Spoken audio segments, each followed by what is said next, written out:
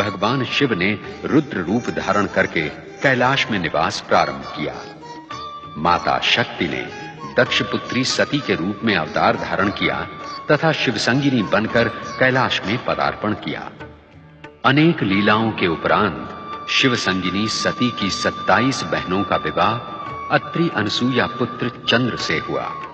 चंद्र अपनी प्रियतमा रोहिणी के मोहजाल में फंसकर दक्ष शाप से पीड़ित होकर रोगी बना एवं शिव की आराधना से पुनः स्वस्थ हुआ।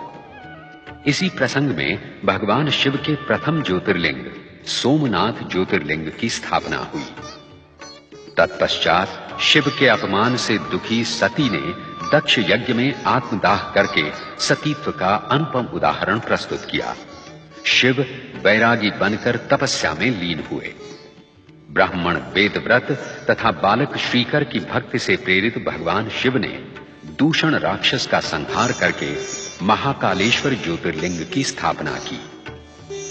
नर नारायण ने अनुपम शिव भक्ति का उदाहरण प्रस्तुत करते हुए भगवान शिव की आराधना की और फलस्वरूप हिमालय पर केदारनाथ ज्योतिर्लिंग की स्थापना हुई।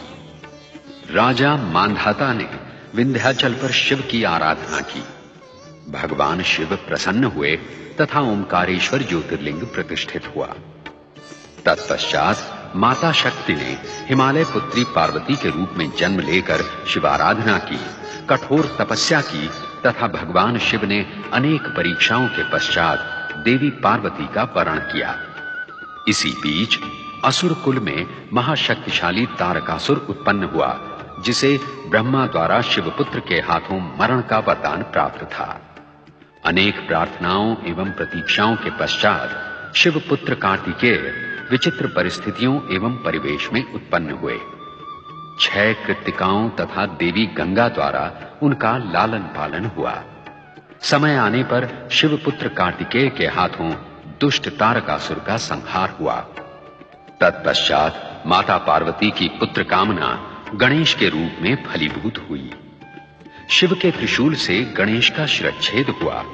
तदुपरांत शिवेच्छा ही से वे गजानन गणेश बने। कार्तिकेय सदा के लिए दक्षिण के श्रीशैल पर्वत पर चले गए। उन्हें पुनः कैलाश लाने के लिए शिव पार्वती को भील भीलनी अर्जुन एवं मल्लिका का रूप धारण करना पड़ा और इसी प्रसंग में मल्लिका अर्जुन ज्योतिर्लिंग की स्थापना हुई।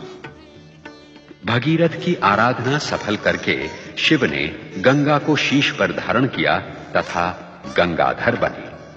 गंगा के द्वारा सहस्रों सगर पुत्रों का उद्धार हुआ। ऋषि गौतम तथा देवी अहिल्या की आराधना से प्रसन्न होकर भगवान शिव ने त्र्यंबकेश्वर ज्योतिर्लिंग की स्थापना की।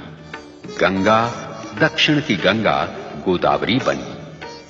अपने प्रिय भक्त सुप्रिय का उद्धार करने हेतु दारुक राक्षस का वध करके भगवान शिव ने नागेश्वर ज्योतिर्लिंग की स्थापना की। अभिमानी रावण का गर्व हरण करके शिव ने देवताओं की प्रार्थना पर आरोग्य प्रदायक वैद्यनाथ ज्योतिर्लिंग की स्थापना की। शिव ने विष्णु अवतार श्री राम को लंका विजय का आशीर्वाद प्रदान करने हेतु दक्षिणी समुद्र तट पर रामेश्वर ज्योतिर्लिंग प्रतिष्ठित किया। कुंभकर्ण कर्कटी पुत्र भीमासुर से अपने भक्त सुदक्षिण की रक्षा करके शिव ने अपनी क्रोधाग्नि से उसे भस्मीभूत किया और इस प्रकार भीमाशंकर ज्योतिर्लिंग की स्थापना हुई।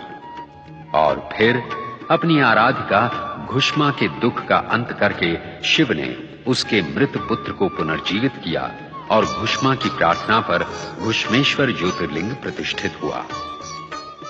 शिव महापुराण की महानता एवं महिमा का संपूर्ण वर्णन एवं प्रदर्शन असंभव है।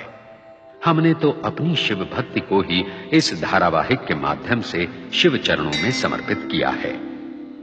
शिव महापुराण के इस अंतिम दृश्य में भगवान विष्णु के अंशावतार बाल ऋषि सनत कुमार शिव महापुराण का दार्शनिक महात्म्य उन 6 अध्येता ऋषियों के सम्मुख प्रस्तुत कर रहे हैं जो शिव दर्शन